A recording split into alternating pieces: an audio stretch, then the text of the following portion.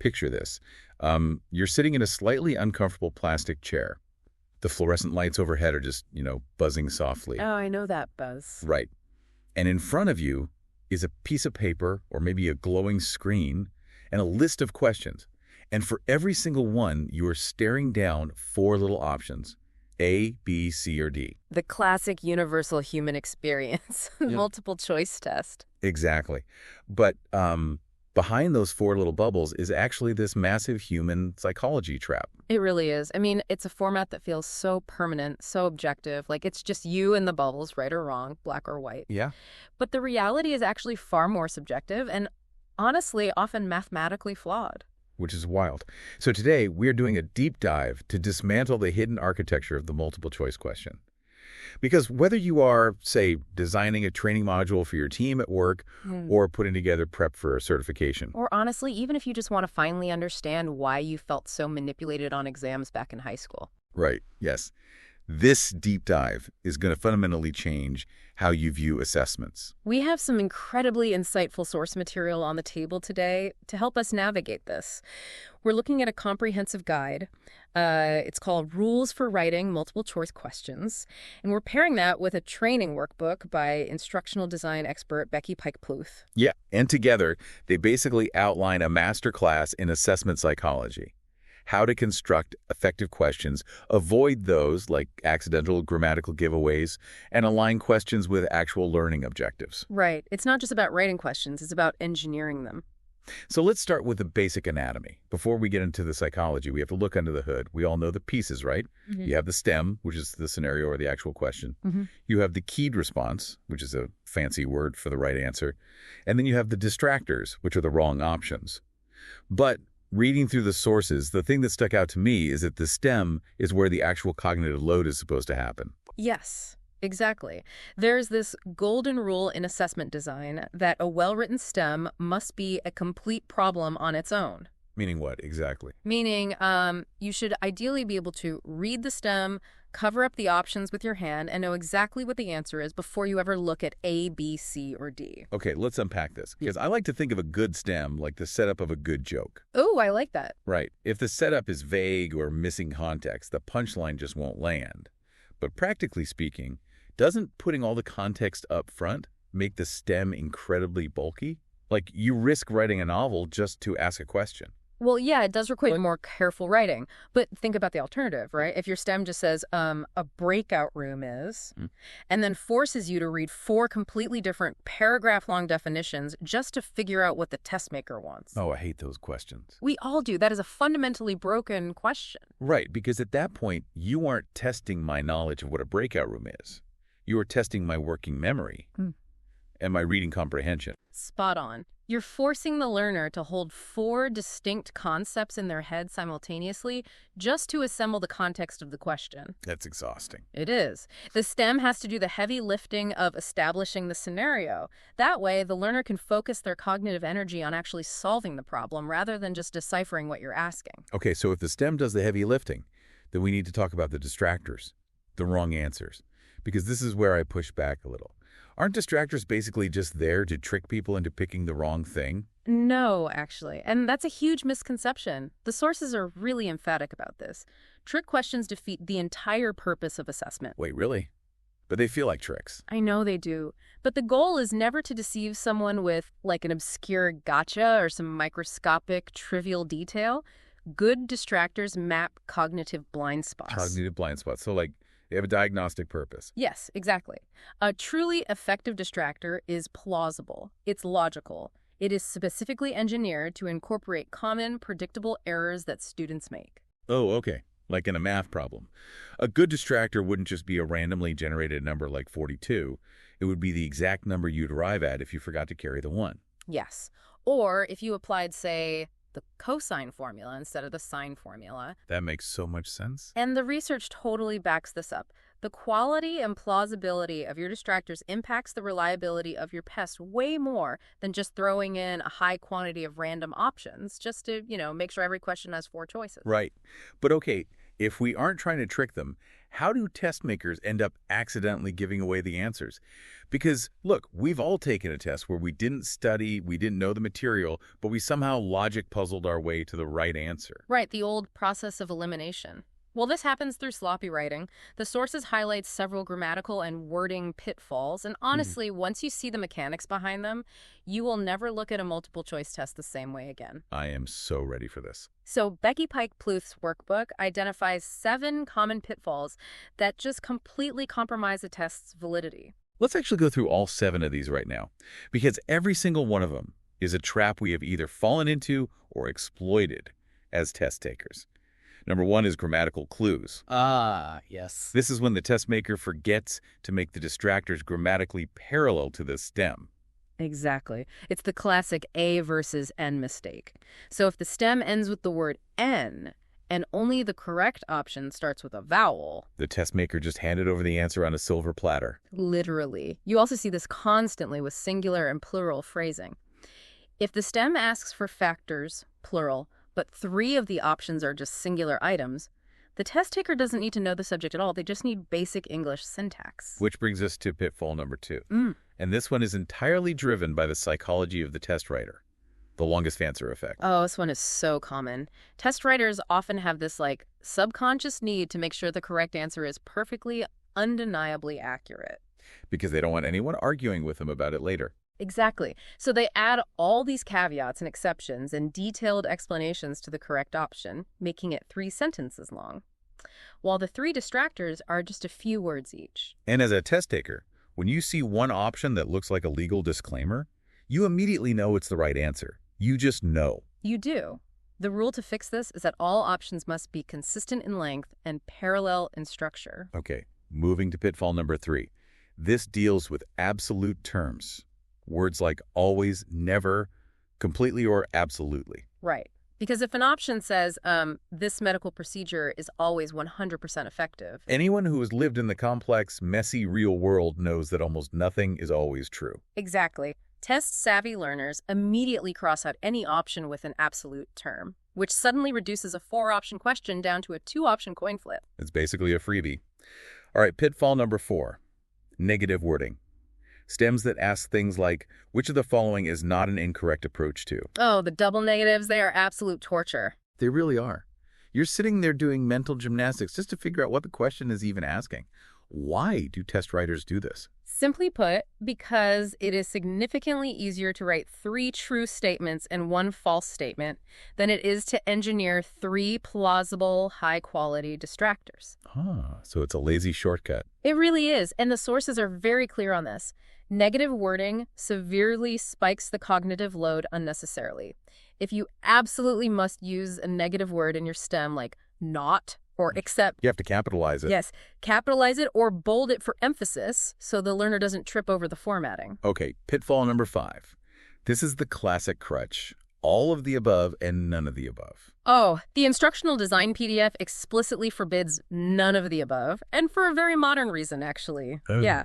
Today, most testing software randomizes the order of the options to prevent cheating. Right. So if none of the above randomly ends up in the A slot or the B slot, it makes absolutely no logical sense. It confuses the software and the student. That makes total sense. And all of the above is basically the same pedagogical cop-out as negative wording, right? Yeah. It just means the writer couldn't think of enough good distractors. Exactly. Plus, think about how students take tests. If a student knows that option A is correct and they know option B is correct, they don't even need to read option C. They just confidently pick all of the above. Yeah, they hack the question, which leads us to pitfall number 6, overlapping alternatives. This is a logic error in the construction of the options themselves. Like ranges. Yes. Imagine a question asking about a demographic, and the options are A, ages 10 to 20, B, ages 20 to 30, and C, ages 30 to 40. Wait, if the person is exactly 20 years old, they fit into 2 different categories. Exactly. It creates a mathematically ambiguous question that essentially has to be thrown out. Your options must be mutually exclusive. Okay, and finally, pitfall number 7, implausible distractors. This goes back to what we were saying earlier about mapping cognitive blind spots. Right. So if the question asks for the capital of France and option D is a ham sandwich, You haven't written a 4-option question. You've written a 3-option question and wasted ink. because an implausible distractor provides 0 diagnostic value. None at all. It just artificially inflates the student's chances of guessing correctly. Here's where it gets really interesting, though. When you step back and look at these 7 pitfalls, you realize that a badly written test turns the student into a detective. They aren't actually demonstrating that they know the subject matter, whether that's biology, history, or corporate compliance. They're just looking for grammatical fingerprints. They're demonstrating pattern recognition. What's fascinating here is that this completely destroys the validity of the assessment. You think you are measuring a learner's knowledge, but you are actually just measuring their test-taking savviness. You're measuring their ability to game the system. Right. But fixing grammar and eliminating lazy distractors, that only solves half the problem. It does. Because even a perfectly worded, mathematically exclusive question is totally useless if it's measuring the wrong thing. So how do we ensure we are actually testing intelligence and practical application rather than just, trivia? Well, the sources introduce a framework for this called Bloom's taxonomy. It's this hierarchical model used to classify educational learning objective into levels of complexity and specificity. Okay. But too often, multiple choice tests are stuck at the very bottom level of this taxonomy, which is simply remembering. Oh, that's the rote memorization we all grew up with. Yeah. Like, in what year was the Magna Carta signed? Or which of the following is the definition of a mitochondria? Exactly. And look, there is a time and place for foundational knowledge. You can't analyze a concept if you don't remember what it is, right? Sure. But if you want to test higher order thinking, your STEMs need to force the learner into higher cognitive domains, specifically things like applying, analyzing, or evaluating. Let's break down exactly how this works in practice. Because the sources provide this incredible example of moving from basic remembering to what they call memory plus application. It involves a scenario about breakfast. Oh, yes, the Sally's breakfast example. I love this one. Okay, so the STEM sets the scene. It goes, Sally's breakfast this morning included 1 glass of From Concentrate orange juice, 1 slice of white toast, a small bowl of bran cereal, and a grapefruit. What whole food did Sally eat for breakfast? And the options are the 4 items she ate. What is so brilliant about this question is what it forces the brain to do. You can't just rely on rote memorization here. Right. You might have perfectly memorized the textbook definition of a whole food as a food that has been processed or refined as little as possible. But this question doesn't ask for the definition. It forces you to retrieve that definition from your memory, hold it in your mind, and cross-reference it against a simulated real-world scenario. You have to identify that the grapefruit is the only item that actually fits the criteria. It bridges the gap between knowing a fact and actually using a fact. But the sources push it even further into what they call complex evaluation. And they use a clinical nursing example for this. This scenario places the learner in the shoes of a home care nurse, making a visit to a 75-year-old man who has had Parkinson's disease for 5 years. Yeah. So the test taker is given 4 distinct pieces of evidence observed during that home visit. Option A, the grandchildren haven't visited in a month. Option B, there are numerous loose throw rugs scattered around the house. Option C, the wife uses a towel to wipe the patient's face. And option D, the patient is gripping the arms of his chair tightly. Okay. The question then asks, which finding has the greatest and most immediate implication for this patient's care? See, okay, let me push back on this a bit. I understand what they're trying to do. They're simulating a complex environment. But can you really test evaluation or synthesis with just 4 little bubbles to fill in? Doesn't complex medical or ethical prioritization inherently require like an essay or a verbal defense to explain your rationale? It's a very common critique, and obviously, no, you can't ask a student to paint a masterpiece or design an original bridge using a multiple-choice format. It has limitations. Right. However, the constraints of the 4 bubbles are actually what make this nursing question so powerful. How so? Because it forces a definitive prioritization. In an essay, a student can waffle. They can write 2 paragraphs about the physical fall risk of the throw rugs, and then write 2 paragraphs about the psychological impact of the social isolation from the grandchildren. And then just safely conclude that both are important. Yeah, exactly. The multiple choice format removes that safety net completely. It simulates complex, split-second decision-making. The nurse in the real world can only address one immediate life safety threat first. Wow, okay. By forcing the learner to weigh competing evidence and select the single most critical implication, which is the fall risk of the rugs for a Parkinson's patient, you ensure the question aligns tightly with real-world, high-stakes learning objectives. So it's essentially a flight simulator. You aren't just asking a pilot to define what an altimeter is on a written paper test. You put them in a scenario, the engine sputters, the altitude drops, and you ask which specific sequence of buttons they press. Exactly. It tests whether the knowledge survives contact with reality. Okay, so let's say you've done all of this. You've aligned your question with higher-order thinking via Bloom's taxonomy. You've scrubbed it of grammatical clues and double negatives. You've engineered plausible, mutually exclusive distractors. You have written a beautifully balanced multiple-choice question. The perfect question. Right. But how do you objectively prove that it actually worked? Well, you look at the math. This is where assessment becomes a hard science. It's a process called item analysis, which involves looking at post-test statistics to prove that your question functioned properly out in the wild. Ah, the moment of truth. Let's unpack the mechanics here, starting with the first metric, the difficulty index, which the sources also call the p-value. The key value is highly counterintuitive because of its name. It doesn't actually measure how hard a question is. It calculates the proportion of students who got the item correct. So it's inverted. Yes. If the p-value is 1.0, that means 100% of the students got it right. The question was incredibly easy. Got it. But if the p-value is 0.1, it means only 10% got it right, making it extremely difficult. But just knowing if a question is hard or easy doesn't actually tell you if it's a good question. Like if I ask a class of physics students to name my childhood pet, it's going to have a difficulty index of near 0, but it's a garbage question. Right. Which brings us to the most vital metric of all, the discrimination index. This is the absolute heart of a question's validity. Okay, what does it do? It measures correlation. It proves whether the question effectively separates the students who have mastered the overall material from those who haven't. Explain the math behind that. How does it calculate this correlation? Think of it like a graph. On the x-axis, you plot every student's overall score on the entire test. And on the y-axis, you plot whether they got this one specific question right or wrong. Okay, I'm picturing it. What you want to see is a positive upward trend. The students who scored an A on the test overall should be getting this specific question right. The students who failed the test overall should be getting this specific question wrong. Because that means the question is perfectly in sync with the rest of the assessment. It is accurately predicting mastery. Exactly. And the sources say a value of 0.3 or higher is considered a strong, positive discrimination. But imagine the line on that graph goes down. And imagine your top-performing students, the ones who studied for weeks and aced the rest of the exam, are all getting question number 12 wrong. And the students who failed the exam are all getting question number 12 right. Then you have a massive problem.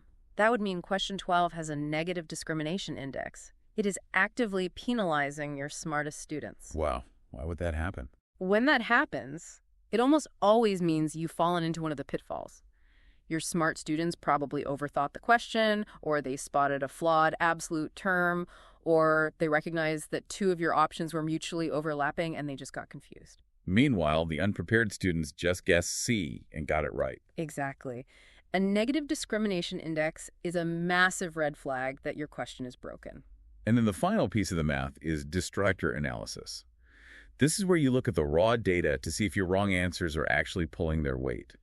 Like, if nobody in a 500-person lecture hall picks option B, then option B isn't a plausible distractor. It's just wasted space. Yeah. It means you haven't accurately mapped a cognitive blind spot. You need to swap out option B with a distractor that targets an actual demonstrated misconception. So let me ask you this. If a professor brags about having a question on their final exam that is so incredibly difficult that almost everyone gets it wrong, say it has a difficulty index of near 0, is that mathematically considered a failure? This raises an important point. And yes, it is. The data completely confirms this. If an item is so extremely difficult that nearly everyone fails it, regardless of how hard they studied, the discrimination index drops to near 0. Because the graph is just flat at the bottom. The A students and the F students are performing exactly the same on that one item. Precisely.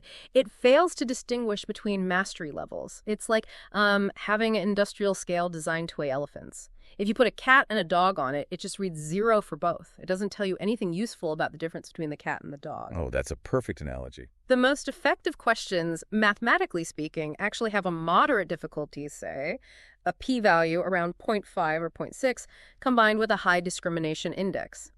They challenge the learner, but they reliably reward true mastery. When you step back and look at this entire ecosystem, the mathematically engineered distractors, the deliberate elimination of grammatical tells and absolute terms, the strategic alignment with Bloom's taxonomy to force complex evaluation, you realize something profound. We often dismiss multiple choice tests as the lazy way out of assessment. We tend to favor sprawling essays or subjective presentations as the only true measures of intellect. Right. But considering that a perfectly constructed multiple-choice question can force a student to weigh complex, competing evidence under pressure, all while providing mathematically flawless, unbiased data on their specific misconceptions, it turns out the format isn't a lazy tool at all. Not at all. It is a highly calibrated diagnostic instrument. We haven't been hating multiple choice tests because the format is inherently bad. We've just been subjected to decades of poorly crafted ones. The tool isn't broken. The craftsmanship has just been lacking. That's a great way to put it. So think back to that opening visual. You're sitting in the plastic chair, the fluorescent lights are humming, and you are staring down those 4 little bubbles.